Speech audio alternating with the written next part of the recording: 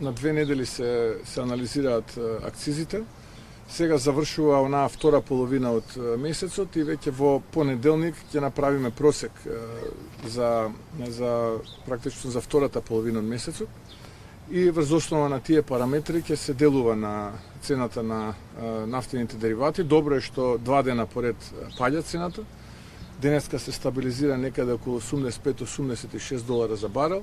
Така што веќе следната недела очекувам поголемо намалување на цената на дизелот и на бензините, но на кое што е важно, а тоа е дека ова е берзански производ, сите ние државите купуваме од исто место, а ние како држава имаме убедливо најниска цена на дизел горивото и на безоловниот бензин во регионот, па и во Европа, би рекол. Како влада планирате нешто, мислам дека мерка да намалите ДДВ на пример? Па тоа зборувам, чекаме да се затвори до 31. Веќе еднаш интервениравме со акцизите. Сега чекаме оваа недела да се заокружи 31 јули, втората половина од месецот, таков е законот, и дури потоа да носиме дополнителни мерки.